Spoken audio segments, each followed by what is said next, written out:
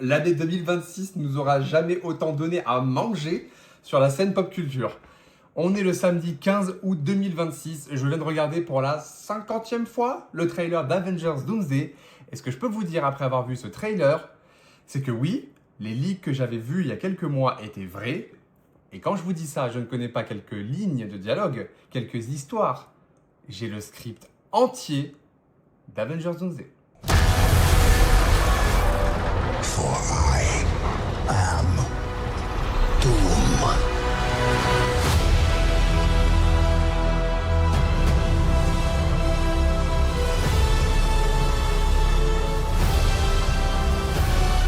Mais avant de vous expliquer ce qu'il y a dans toute l'histoire avec le script, regardons ensemble la bande-annonce. Victor was always the smartest guy in every room. He used to be different.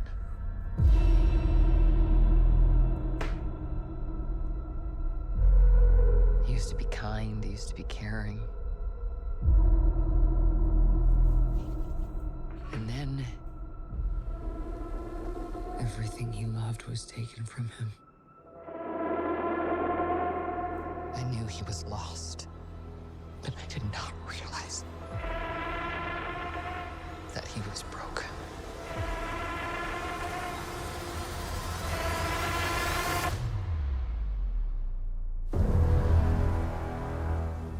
Victor, did you do this? All of you have lived stolen lives. But now you must give them back. Answer me, Victor! Did you do this? I swear, you will beg for hell long before I grant it.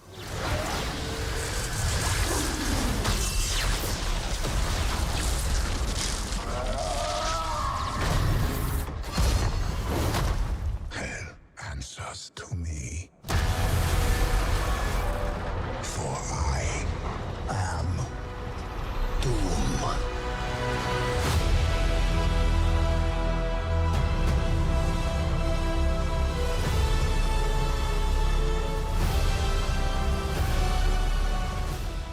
Énorme, énorme, énorme, énorme.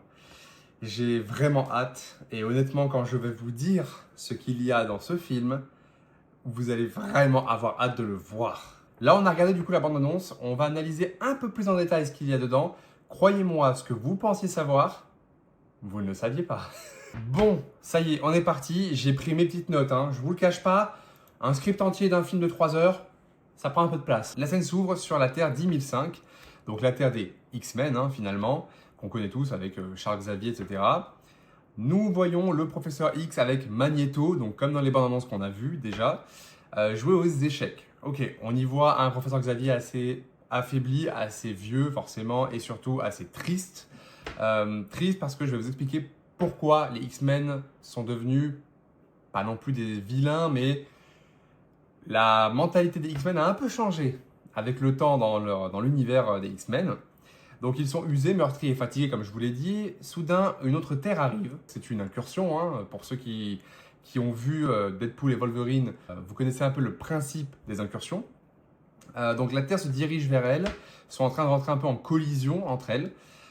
Et c'est là que du coup les X-Men décident de passer à l'action directement pour aller visiter cette Terre. À savoir que, je vous le dis, premier événement un peu choquant, les X-Men sont des tueurs entre guillemets dans cet univers, c'est-à-dire que ils ont l'habitude depuis quelques temps de partir d'univers en univers pour faire des incursions et détruire les univers qui sont en train de se coller à eux. D'un côté, c'est compréhensible, le principe, c'est pas de laisser un autre univers s'attaquer au nôtre et de le détruire.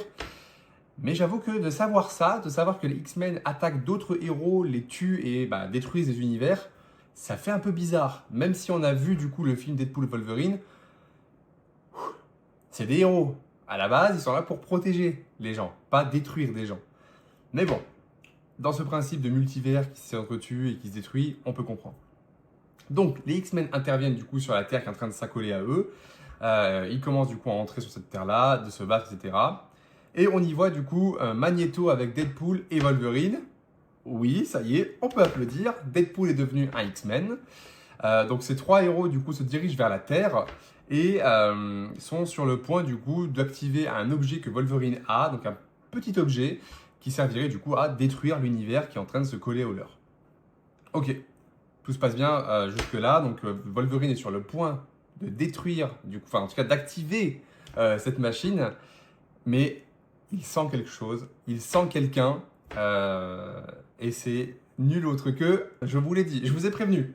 Cette vidéo va être remplie de spoilers, c'est le principe même de la vidéo. Toutes les personnes qui ne veulent pas être spoilées, qui ne veulent pas connaître l'histoire, que ce soit les bons penchants comme les mauvais, ne restez pas sur cette vidéo. C'est la dernière fois que je préviens, après on spoil tout. Donc comme je disais, Wolverine est en train d'activer donc, le petit boîtier servant à détruire l'univers. Et il sent quelque chose, il sent quelqu'un, Spider-Man, mais pas la version de Tom Holland, la version de Tobey Maguire. Oui, Tobey Maguire, du coup, c'est sa terre, c'est son univers qui est en train de s'accoler à celui des X-Men. Donc forcément, il veut les défendre, hein. Il a compris que les X-Men n'étaient pas là pour rire. Sauf que il n'est pas tout seul. Il n'est pas tout seul parce que si en face de lui, il a Magneto, Deadpool et Wolverine, de son côté, il y a le Bouffon Vert, coucou, et Dr Octopus. Waouh, pour ceux qui ont vécu comme moi, qui ont grandi comme moi avec tous ces héros, ça fait vraiment bizarre de les voir s'affronter. Surtout que là, on le sait, il va falloir qu'il y en ait un des deux, donc une des deux équipes, une des deux entités qui se démarquent. Le combat commence, Maguire arrive plusieurs fois à contrer Wolverine, hein, donc il faut bien comprendre que Wolverine ici est âgé de plus de 100 ans, hein, dû à son histoire, mais Maguire a vraiment l'expérience d'un Spider-Man originel qui est là depuis très longtemps. Ça fait quand même plus de 25 ans qu'il est Spider-Man, il connaît les rouages, il sait se déplacer, il sait se battre, il sait esquiver, donc vraiment, il a vraiment aucun mal à se battre contre Deadpool et Wolverine. Deadpool fait une vanne d'ailleurs, petite vanne encore une fois où il casse le 4e mur, hein, où il dit que Tobey Maguire est le plus fort des Spider-Man. Ça plaira ou ça plaira pas. Et donc voilà, Spider-Man réussit quand même à bien temporiser la situation. Deadpool et Wolverine ont un peu de mal à réactiver la machine et à vraiment prendre le dessus. Et là vous allez me dire, ok mais Magneto dans tout ça.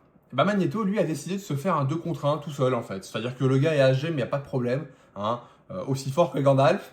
Il se fait du coup le Bouffon Vert et Dr Octopus tout seul. Et il y arrive très bien. Hein. Il les maîtrise bien, hein, facilement, hein, vraiment. Donc voilà, donc Magneto se fait un malin plaisir à maîtriser les deux grands vilains. Spider-Man du coup se bat contre Wolverine et Deadpool, ok, très bien. Et sauf que là, au bout d'un moment, bah, ils prennent le dessus.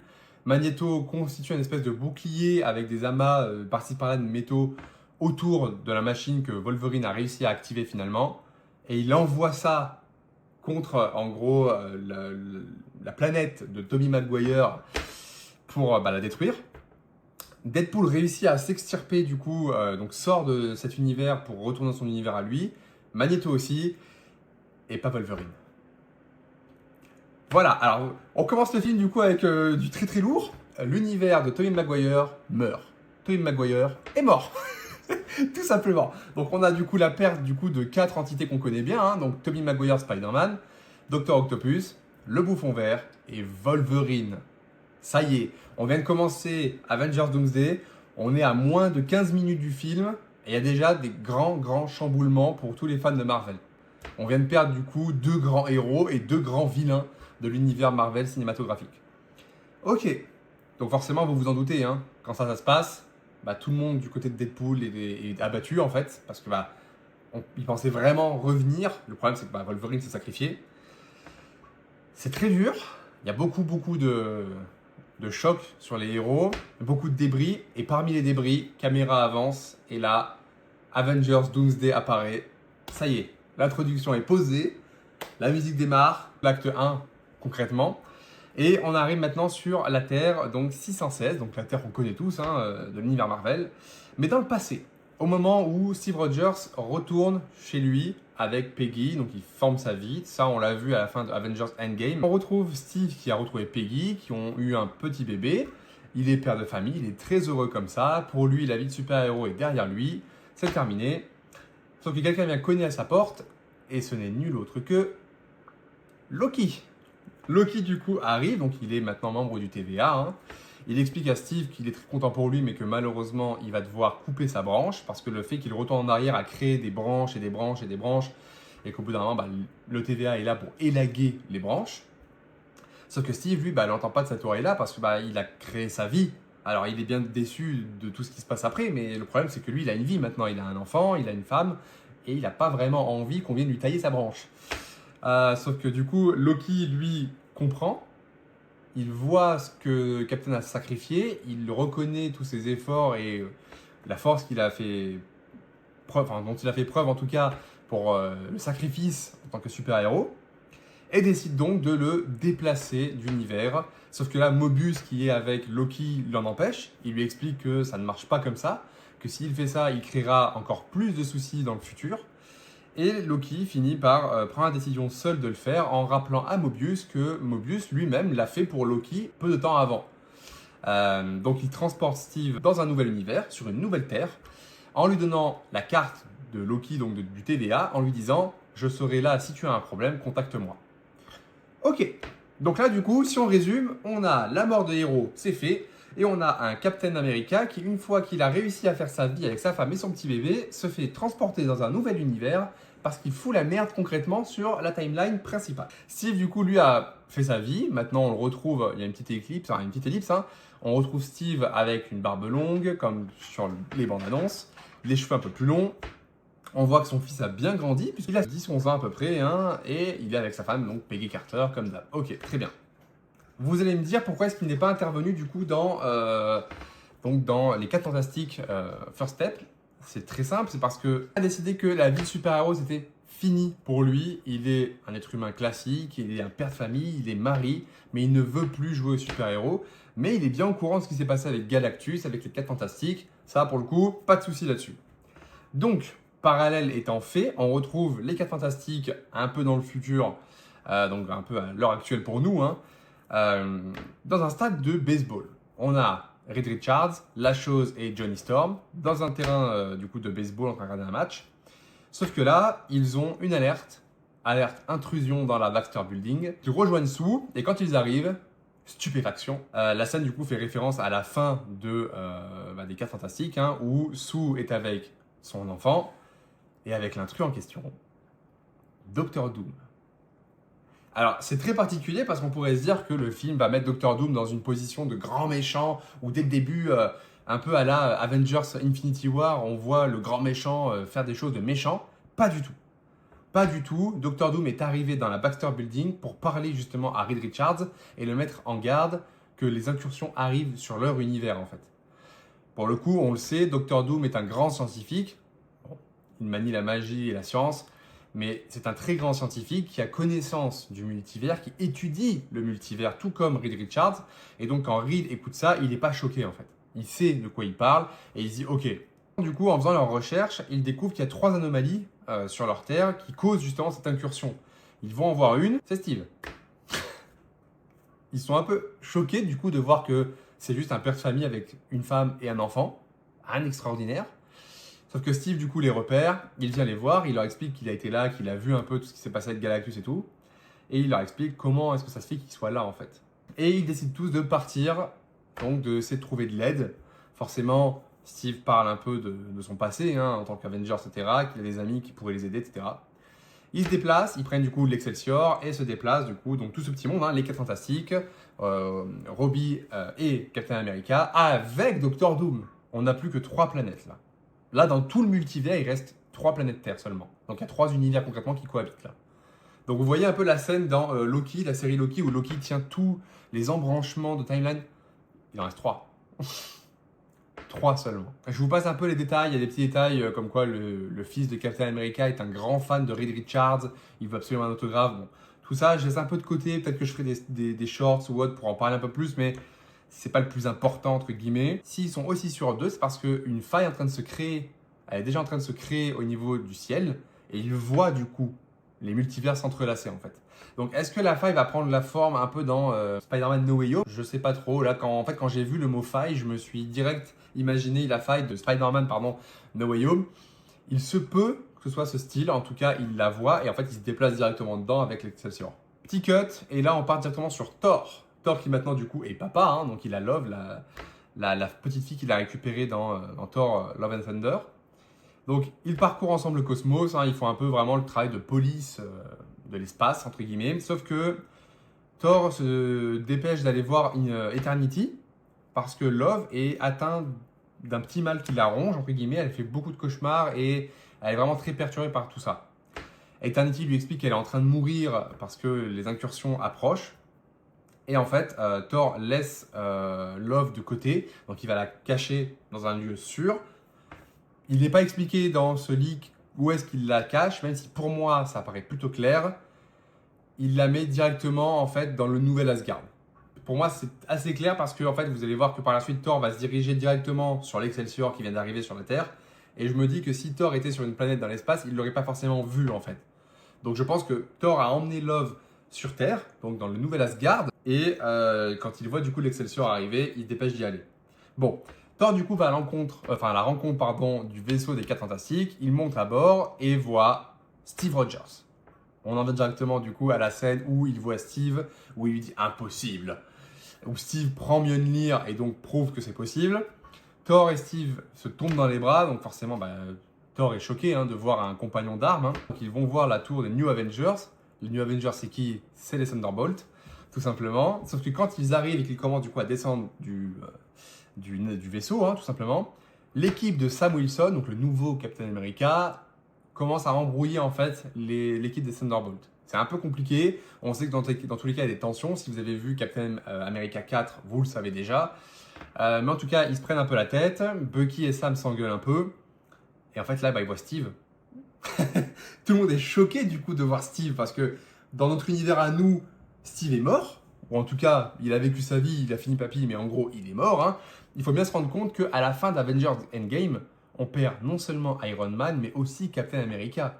On a perdu les deux vrais piliers, les deux membres fondateurs, entre guillemets, de ce qu'est les Avengers. Là, vous avez les nouveaux Avengers et l'équipe bis Avengers avec Sam Wilson, Ant-Man et le Faucon, qui voient d'un coup l'un des membres fondateurs revenir à la vie, entre guillemets. Donc le choc est absolu, ok ? Donc, il leur explique un peu tout, hein, voilà. Je vous passe encore une fois un petit moment où Scott apparemment aime bien draguer Ghost, ok ? Donc Steve descend, presque tout le monde est choqué, hein, comme je vous l'ai dit, donc ça, il n'y a pas de problème. Steve a de belles retrouvailles avec Sam et Bucky, parce que forcément, ils sont très proches. Un est son descendant, entre guillemets, héroïque, et l'autre devait l'être et a toujours été son bras droit. Donc forcément, c'est très émouvant. Scott les rejoint, ils ont vraiment cet esprit de ancien Avengers avec Thor. Ok. Et là, on vient à un moment où, vraiment, quand j'ai vu du coup ce leak, je me suis dit, waouh, si c'est ça, ils sont en train du coup de prendre tout le monde à revers et c'est dingue. Est-ce que vous vous souvenez du moment où Thor, dans l'une des bandes annonces, explique qu'il n'a jamais vu un ennemi aussi puissant, aussi fort, aussi inarrêtable? Voilà. Évidemment, quand on voit cette bande-annonce, on se dit, il parle de Victor Von Fatalis, en fait, Victor Von Doom. Eh bien non, en fait, il ne parle pas de ça, il parle des incursions. Parce qu'en fait, quand on réfléchit bien, qu'est-ce qu'il y a de plus flippant que l'univers lui-même, en fait? Et là, on ne parle pas d'un méchant. On ne parle pas d'un méchant avec un gant qui veut snapper la moitié de l'univers ou d'un psychopathe qui règne en titan sur sa planète. On parle de l'univers. Vous ne pouvez pas arrêter l'univers. Vous ne pouvez pas arrêter le temps, en fait. Malheureusement, il y en a un qui a fait des frais. Mais, donc Thor explique ça, en fait, à ses héros. Tout le monde est très choqué et tout le monde le prend très vite au sérieux. Petite parenthèse, mais Yelena a un petit moment assez mignon, apparemment, avec Steve, où il parle de Natasha, forcément. Et donc, décide tout ce petit groupe de partir au Wakanda. Parce que forcément, le Wakanda, en fait, est la structure qui répond le mieux à l'avancée technologique sur cette planète. Donc, ils décident d'y aller. Tous ensemble, ils se dirigent donc au Wakanda. Et puis, on a du coup Sam qui explique qu'il a été informé par Shuri qu'effectivement, elle est au courant qu'il y a des crises spatiales et elle est en train de travailler du coup dessus depuis quelques temps. Parfait. Arrivé au Wakanda, premier choc en fait pour Steve.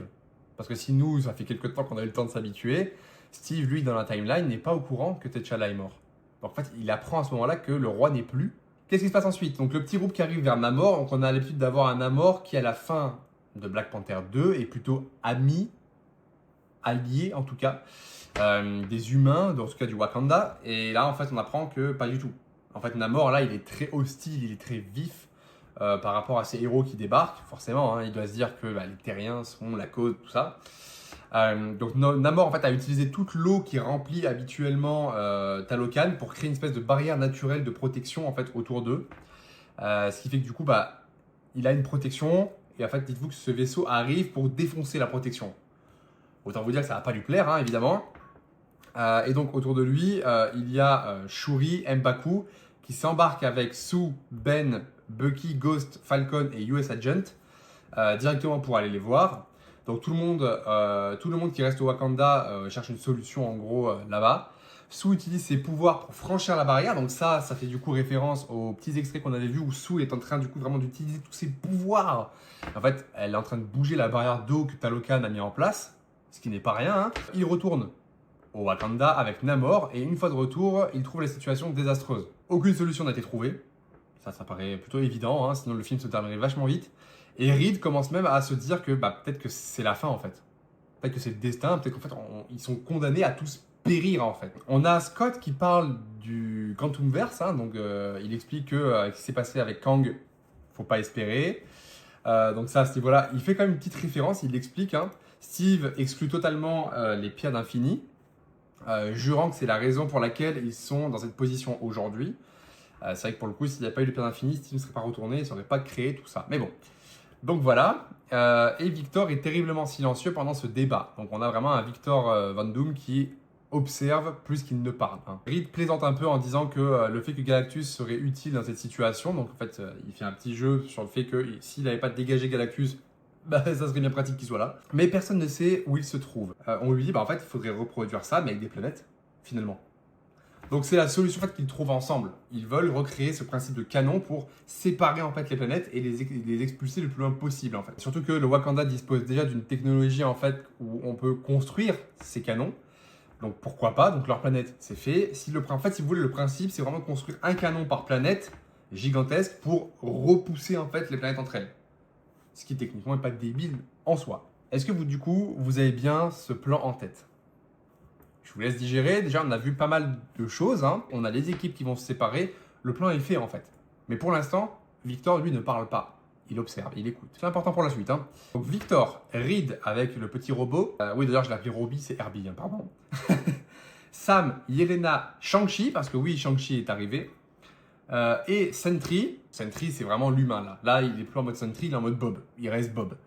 Et ça va avoir son importance pour la fin du film. C'est aussi pendant ce débat-là qu'on a la séquence de Vision où Steve en gros évoque à Loki Thor. Thor forcément est choqué parce que pour lui son frère est mort et donc Thor va lui dire emmène-moi tout de suite voir Loki en fait. Je veux voir mon frère. On rappelle que Captain a la carte qui permet d'aller voir Loki. Entre-temps du coup on voit Sue se confier à Shuri. Elle ne fait pas confiance à Victor. Hein. Elle connaît un peu le personnage, elle n'a pas vraiment confiance. Et alors qu'elle cherche elle-même d'autres alternatives, hein, l'équipe qui reste sur la Terre 616 est composée de donc Shuri, Sue, évident, avec Franklin, parce qu'elle ne quitte pas son fils, hein, Steve, Thor, Ant-Man et Red Guardian. L'équipe qui se dirige vers la Terre 828, donc des 4 Fantastiques, et Johnny, La Chose, Faucon, US Agent, Ghost et Bucky. Fin du premier acte. Deuxième acte donc Reed avec Herbie, Sam, Yelena, Shang-Chi et Sentry prennent le Quinjet et vont du coup sur la Terre 10005. Ils atterrissent à la X-Mansion, hein, donc le manoir des X-Men. Et soudain, on a un Nightcrawler qui apparaît. Donc Nightcrawler, pour ceux qui ne savent pas, c'est ce personnage. Nightcrawler du coup apparaît hein, à bord du vaisseau et attaque le groupe directement. Je vous l'ai dit, ne soyez pas choqués, les X-Men là sont vraiment sur la défensive. Ils sont habitués à se battre contre des héros pour sauver leur univers. Et là, ils viennent de voir du coup un vaisseau qui est inconnu se pointer dans le leur. Autant vous dire qu'ils ne vont pas les accueillir avec des roses. Hein. On a directement la scène où Mystique se bat contre Yelena, elle prend son apparence, etc. Yelena finit par prendre le dessus, donc forcément elle le bat. Comme on a vu dans la bande-annonce, Shang-Chi va se battre contre Gambit. Et j'ai hâte de voir ça. Je trouve que Channing Tatum dans le rôle de Gambit est vraiment parfait.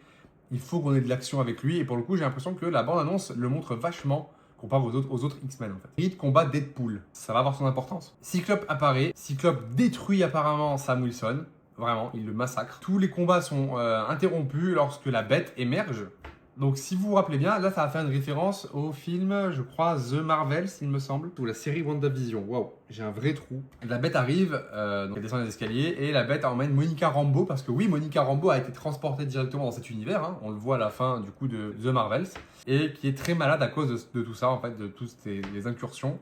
Donc Beast explique à Reed que sa présence fait que leur Terre subit des incursions à un rythme plus rapide. Donc, on sait maintenant pourquoi est-ce que les X-Men s'attaquent autant aux autres. C'est parce qu'à cause de Monica, les incursions deviennent de plus en plus agressives vers eux. Beast a donc dû créer une bombe antimatière capable de détruire des planètes entières. Reed parle également avec Charles et Magneto. C'est ici que Reed peut les convaincre de son plan. Gambit flirte avec Yelena. Ça énerve énormément Bob, du coup. Forcément, Bob est amoureux d'Yelena. Hein. Si vous avez vu les Thunderbolts, vous savez de quoi je parle. Donc voilà. De retour sur la Terre 616, Steve et Thor, du coup, quittent le groupe rapidement et se dirigent vers la TVA. C'est l'un des points les plus importants du film. Hein. Il y en aura plusieurs comme ça. Mais là, ça va être un moment assez choquant. Je vous le dis, c'est partie des moments les plus choquants. Et quand je dis choquant, on ne parle pas d'un moment où les enfants peuvent regarder. Thor veut voir son frère, évidemment, sauf qu'en arrivant à la TVA, ils se rendent compte que la TVA entière a été décimée. Tout le monde est mort. Il ne reste qu'un Mobius qui est affaibli et qui les emmène du coup vers la salle où Loki gérait tout la timeline en fait du multivers. Mobius aide Steve et Thor à localiser Loki, qui est mort devant son trône. Son cœur a été arraché de son corps. Mobius aide Steve et Thor à découvrir qu'une silhouette à capuche verte a causé cela. Ils trouvent même exactement d'où ils viennent. Steve et Thor se dirigent donc vers la Terre 10005. Pendant ce temps, Mobius reste derrière à la TVA pour voir quelle aide il peut trouver. Quand je vous dis que c'est un des moments les plus importants, c'est vraiment ce qui constitue la rage de Thor. Là, dans les bandes annonces, vous voyez un Thor qui est extrêmement belliqueux, extrêmement sauvage envers ce Fatalis. Il lui promet même du coup de déchaîner les enfers. Vous comprenez pourquoi. Steve et Thor du coup retournent sur la Terre 10005, ils y arrivent, hein, avant que Victor ne revienne lui-même. Ils disent à tout le monde que Victor les a dupés, hein, du coup, tout simplement. Victor libère environ une demi-douzaine de sentinelles. Donc là, on en vient à la toute dernière scène du coup de la bande-annonce qui est sortie aujourd'hui, hein, donc le 15 août, où Victor du coup fait lever les sentinelles hein, sur les Avengers et les X-Men. Les équipes se combinent en une pour les combattre. Deadpool cependant plonge de là en jurant de trouver des renforts. Encore une fois, cette partie-là est très importante. Deadpool, du coup, ne fuit pas le combat comme on pourrait le penser. Il s'en va. Il va trouver du renfort. Le Dr Doom a un combat rapide avec Thor, ce qu'on voit du coup encore une fois dans les bandes annonces, hein, où il bloque la tentative d'attaque de Stormbreaker avec seulement 2 doigts, puis jette Thor d'un seul coup de poing. Il a également un bon combat avec Shang-Chi. Il lui vole ses anneaux. Il les vole et il les absorbe. Ok. Donc là, si on récap encore une fois, il vient stopper Stormbreaker avec 2 doigts. Et ils viennent voler les 10 anneaux. Dr Doom a un grand combat contre Magneto. Ça, j'ai hâte de le voir. Vraiment, voir Dr Doom se battre contre Magneto, je veux voir ça. Je ne peux pas, en fait, imaginer qu'il n'y avait pas de combat dessus. Et quand j'ai lu ça, je me suis dit, oh, merci. Magneto fait quelques dégâts quand même à Doom, hein, donc forcément, hein, comme je vous l'ai dit, c'est l'un des plus puissants X-Men, forcément qui fait des dégâts. Hein. Mais Victor blesse cependant Magneto à la fin. Mystique et Nightcrawler sont tués. Malheureusement par Doom, pendant l'attaque Sentinelle, en fait, une Sentinelle va blesser Yelena. Et c'est là que je vous ai dit tout à l'heure, ça a une importance que Bob soit Bob, car en voyant que la Sentinelle blesse Yelena, Bob s'éteint complètement, et c'est le Void, donc le vide en gros, qui revient à la surface et prend le dessus. Sauf que ça, du coup, personne ne s'y attendait, puisque le vide s'attaque à tout le monde en fait. Il s'en fout en fait de qui est le méchant, qui est le gentil. Donc le vide commence à s'attaquer aux Avengers, aux X-Men, et ça en fait ça permet au Dr Doom de prendre le dessus et de se diriger vers l'objet pour lequel il s'est rendu sur cette terre finalement, le Cérébro. Il veut le Cérébro. Il utilise le Cérébro pour localiser quelque chose, on ne voit pas quoi, puis il plante un appareil qui explose et commence l'effondrement de l'univers des X-Men. Pendant ce temps, Charles est entré dans l'esprit de Bob. Il a atteint Bob, il réussit à calmer Bob, très bien, et à se débarrasser entièrement du vide et arrête son attaque. Victor a également secrètement infiltré Herbie, qui a le Queen Jet prêt pour Victor à son retour, avec Steve kidnappé. Ça va avoir son importance, capitale même. Reed supplie Victor de ne pas le faire. Il prononce la fameuse phrase « Un jour tu me pardonneras » avant de partir. Les X-Men et les Avengers doivent plutôt monter à bord du vaisseau des X-Men, hein, et décoller pour la Terre 616 tandis que la Terre 10005 est détruite. Hein. On a du coup l'une des 3 terres qui n'est plus, c'est réglé. Il ne reste plus que 2 univers maintenant. Celui des Avengers, qu'on connaît, et celui des 4 Fantastiques, qu'on a appris à connaître entre temps. Le problème, c'est que quand ils arrivent, du coup, ils voient que l'équipe a également été attaquée, l'équipe qui était présente sur cette terre, hein, donc au Wakanda. Donc Sue est absolument furieuse, car Victor a kidnappé aussi Franklin. Et oui, ça va avoir une importance capitale. Avant d'y arriver eux-mêmes, Victor s'y est arrêté, a attaqué le groupe et a kidnappé du coup l'enfant. Les Avengers, les 4 Fantastiques et les X-Men doivent se regrouper. Thor est un peu à part. Les gens comme Bucky sont en colère que Steve ait été capturé, forcément. Hein. Tandis que Johnny et Ben sont en colère parce que leur neveu, fils de leurs amis, en gros, a été enlevé. Sue dit à Reed qu'elle est à nouveau enceinte. 2e enfant. Tout le monde se remet un peu du choc entre eux. C'est à ce moment-là que Sue laisse tomber son discours sur la façon dont ils avaient tort à propos de Victor. Hein. Donc elle dit à tout le monde qu'elle pensait que Victor était quelqu'un de bien. Il a toujours été très intelligent pour manipuler, etc. Je pense que d'ailleurs, pendant cette période-là de l'histoire, que Sue va parler comme elle le fait dans la bande-annonce. Hein. Ils jurent tous d'arrêter Victor et de sauver le multivers en utilisant les mêmes pouvoirs qu'il a volés. Thor, de retour sur la Terre 616, prie Odin. Odin accorde à Thor une armée du Valhalla. Qui il y a dans l'armée? Jane Foster et Heimdall. Donc cela inclut du coup Jane Foster, Heimdall et Loki de Infinity War. L'incursion finale commence et c'est à ce moment-là que la Terre 616 contre la Terre 828. Les 4 Fantastiques, Avengers et X-Men viennent en Latverie, depuis la Baxter Building, tandis que Thor et son armée viennent sur Terre, à l'horizon. Franklin est aussi là-bas. Victor est rentré chez lui en fait. Mais il avait son commandant en second.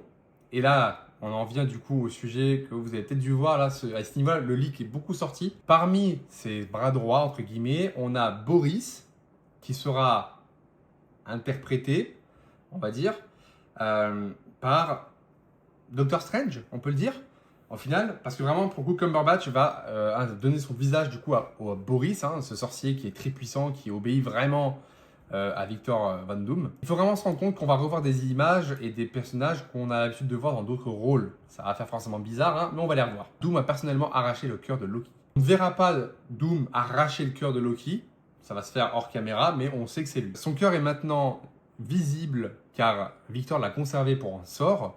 Voilà pourquoi il l'a fait. Hein. Ainsi qu'un livre. Donc Boris a le livre, Victor a le cœur et il a en captivité Steve et le fils des 4 Fantastiques. Victor dit à Steve qu'il lui ressemble beaucoup, un père de famille lambda comme les autres.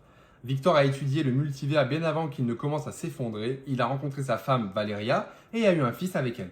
Ainsi un jour, il y a 10 ans, alors qu'il menait une expérience de routine, donc ça c'est un peu l'histoire classique de Victor Van Doom, une anomalie multiverselle est arrivée et a causé un accident qui, de base, a défiguré Victor, mais a aussi tué sa femme et son fils. Victor Van Doom a la haine profonde contre Steve Rogers, puisque c'est à cause de lui, en fait, que l'accident s'est produit et que Victor a perdu sa femme et son fils.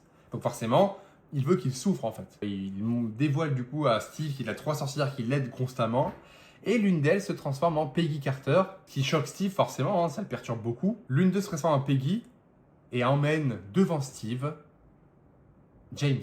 Il a aussi capturé l'enfant de Steve. James est là en fait. Il voit son père affaibli et il voit surtout sa mère, parce qu'il pense que c'est sa mère, hein, devant lui. Je vous préviens maintenant, là ça relève même plus du spoil à ce niveau-là, ça relève du traumatisme pour un fan Marvel. Mais c'est sûrement la scène la plus traumatisante que vous allez sûrement voir si elle arrive vraiment en fin d'année pour un Marvel. Ok ? C'est parti. C'est à ce moment-là en fait que Dr. Van Doom assassine l'enfant de Steve devant ses yeux. Je vous laisse un peu de temps pour digérer. Moi-même, quand j'ai lu ça, je me suis dit non, c'est impossible. Marvel n'irait pas jusqu'à mettre un enfant qui se fait tuer. Mais à ce moment-là, Victor est déterminé et il tue l'enfant de Steve devant ses yeux. On a vraiment un Captain qui là est tétanisé et choqué et terrifié. Victor a corrompu Strange du coup et Clea lorsqu'ils se sont aventurés dans la dimension sombre. Victor est assis sur le trône alors qu'il prépare son équipe de Doombots contre les envahisseurs. Il ordonne à Strange de commencer à lancer un sort du livre en utilisant à la fois le cœur de Loki et Franklin.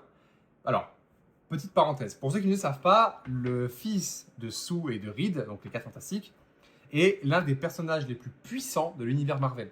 Il renferme un pouvoir, mais vraiment extraordinaire, ce qui fait qu'il a besoin de lui en fait pour créer le Doomsday. Un variant de Hulk fait également partie de l'équipe de Victor, donc il a un variant de Hulk. L'objectif principal de Victor est simple, permettre l'incursion finale de se produire et remodeler l'univers à sa volonté. Doom devient un dieu là en fait. Il a vraiment la puissance de faire ce qu'il veut. Il veut remodeler l'univers pour de nouveau avoir une famille finalement. Ok ? Quitte à détruire les familles des autres. Acte 2 se termine. C'est la bataille finale. Les héros viennent en Latverie depuis du coup le Baxter Building. Thor du coup arrive lui comme je vous l'ai dit avec son armée au loin. Deadpool fait son retour. Ça y est enfin. Le gars s'est barré en plein milieu du film pour sauver sa peau et il revient. Il revient avec Captain Marvel et Spider-Man de Tom Holland. Ça y est enfin il arrive. Donc grosso modo voilà ce qui se passe. Pour finir le film. Namor et Shuri travaillent du coup ensemble. Namor provoque la destruction de nombreux Doomsbots avec ses pouvoirs, notamment avec un tsunami géant. Doctor Strange est le seul de l'équipe de Doom qui ne participe pas. Il observe et prépare son attaque. Doom se bat à nouveau contre Thor. Nouveau moment choquant, je préviens. Thor se fait déchirer le bras par Doom. C'est bien écrit déchirer plusieurs fois. Hein. C'est-à-dire que le mot déchirer est précis. Hein. C'est pas juste couper, ouais, c'est déchirer. Je pense que Doom va vraiment lui arracher le bras à main nue. Ou peut-être lui trancher avec la hache. Pourquoi pas. Bucky arrive du coup pour sauver Steve, mais en fait n'a pas le temps de sauver Steve puisque Doom le tue. Bucky est mort. Ce qui forcément du coup rassemble les Avengers et les Thunderbolts, ont un peu la paix du coup, forcément ils ont perdu un membre en commun qu'ils aimaient. Et Steve est vraiment traumatisé par Doom, qui a tué du coup Bucky et James devant ses yeux. Sentry est de retour du coup, et il a son plus grand moment à ce moment-là.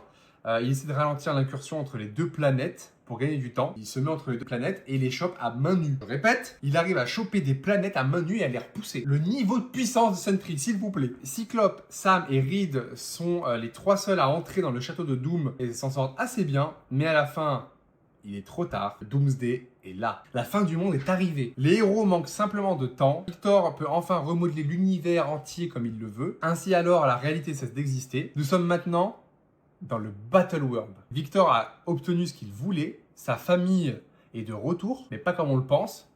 Il a remodelé Sue à l'image de sa femme, donc en fait Sue a pris la place de sa femme, hein. Tandis que Franklin, le fils de Sue, du coup est devenu son fils. Une fille est là aussi, donc sûrement la fille que Sue devait avoir. Il a également ressuscité Steve, parce que Steve du coup, forcément comme tout le monde est mort en fait dans l'explosion, faut se dire vraiment que quand il crée le multivers, tout le monde est mort à ce moment-là. Hein. Il ramène du coup Steve comme Captain Hydra, il se joint à ses côtés, donc là il a Steve de son côté aussi. Avec lui son Namor et Thor. Deadpool fait aussi partie de son univers du coup. Strange, la mort, Cléa et l'Ancien restent là, présents aux côtés de Doom. Tout le monde a simplement oublié ce qu'ils étaient. Ils ne connaissent que Doom comme leur dieu suprême. Doom s'assoit sur son trône. Les restes du Baxter Building et de la Tour Avengers sont vus comme des ruines. Le château de Doom est le seul à rester en place. Fin du film. Waouh! Mais j'ai une petite surprise pour vous. Je vous donne la scène post-crédit maintenant. C'est Wolverine et le Spider-Man Tobey Maguire qui sont encore en vie. Voilà, on les voit juste vivants. Et le leak met un point d'honneur sur ils ont encore leur mémoire. Contrairement du coup à tous les autres, ils ont leur mémoire. Il y a deux héros de deux univers différents qui sont encore capables de du coup aller voir telle et telle personne pour les aider, pour remettre à niveau en gros le monde. Et je suis très content du coup d'avoir pu vous partager ça. J'espère que du coup on en verra un peu plus dans les prochains mois. Sur ce, merci beaucoup d'avoir regardé la vidéo. Elle a été longue, très très longue. J'espère que ce n'était que la première fois d'une belle lignée. Passez une bonne soirée, bonne journée, bon week-end. Profitez du peu de vacances qu'il nous reste et de cette canicule insupportable si vous en avez une. C'était MG.